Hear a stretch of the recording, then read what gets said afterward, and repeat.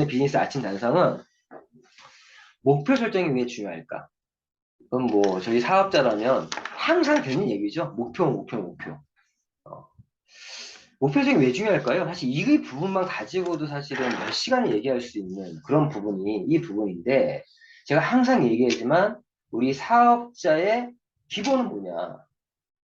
목표를 가지고 있냐, 안 갖고 있냐?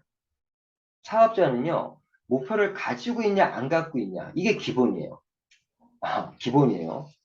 그런데 이 목표를 설정해야 되는 뭐 이유 중에 여러 가지 이유가 있겠지만 첫 번째 목표를 설정해야만 어, 자신이 해야 할 것들이 보여요. 근데 목표 설정해야 즉 투두 리스트를 작성할 수 있다는 거죠. 내가 해야 될 것들 그게 투두 리스트죠. 내가 해야 될 목록들을 적을 수 있다는 거. 할 일 목록. 목표가 없으면 내가 무엇을 해야 될지도 알 수 없고요. 뿐만 아니라 내가 목표가 있어야 그 목표를 달성하려고 하면서 어떤 방법을 또 내가 찾게 되는 거예요. 목표라는 거는 굉장히 중요해요. 목표를 또 어떤 얘기가 나침판이다. 목표와 한 이정표다. 나침판이 없이 내가 지도 없이 내가 뭔가 열심히 하는 거는 결과를 낼 수 없다는 거죠. 그런 부분이 굉장히 중요한데 목표가 뭘까요? 과연 목표. 일단 목표를 얘기하기 이전에 또 무엇을 얘기해야 되냐? 꿈, 드림. 드림이 뭐예요? 내가 어떠한 대가를 지불해서라도 내가 이루고 싶은 거, 얻고 싶은 거, 이런 게 드림이에요. 위시와 다른 게 이 드림은요, 정말 내가 어떠한 대가를 지불해서 내가 이루고 싶은 게 꿈, 드림입니다. 드림. 그런데 그러한 꿈에, 일단 자신의 꿈부터 제대로 알아야 돼요. 꿈 탐색을 해야 된다? 꿈을 발견해야 된다? 이런 얘기 많이 하는데, 꿈이 있어야 되고, 그 꿈에 어떤 시간적인 개념, 즉, 기간이 들어가는 게 목표예요. 목표. 예를 들면 이런 거겠죠? 저 같은 제 꿈 목록 중에, 제가 합정동에 있는 메세나폴리스에 제가 거기 이사 가는 게 저의 꿈 목록 중에 하나가 있어요. 갖고 싶은, 하고 싶은 거, 그 아파트에 이사 가는 게. 그 저의 꿈이에요. 근데 그 꿈에서 내가 언제까지, 예를 들어서 이번 금년 2022년인데, 내가 2004년까지 내가 그 메사폴리스에 입성을 하겠다. 이렇게 했을 때 목표가 되는 거예요.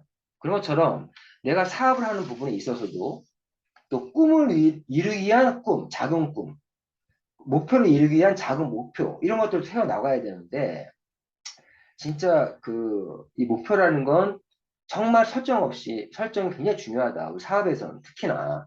특히 우리 사업은 이 목표를 시각화돼야 돼요. 보이는 게 다 구체화되는 게 좋거든요. 저희 사업은 목표 설정이 쉬워요. 왜? 직급이라는 게 있기 때문에.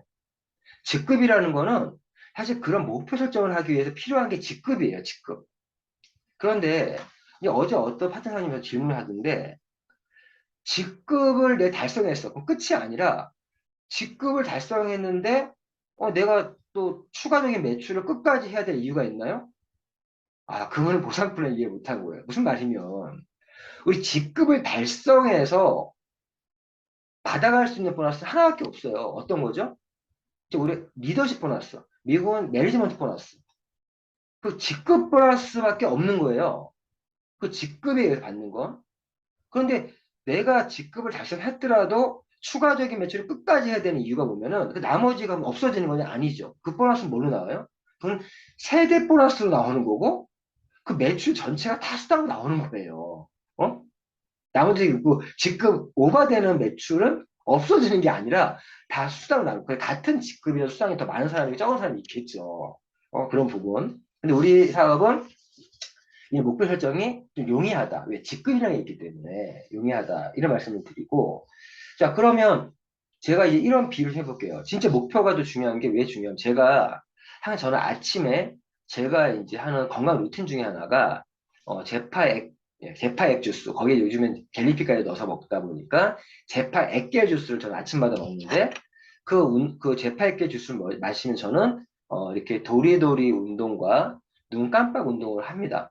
이거 하면요, 눈이 확 밝아져요, 진짜로.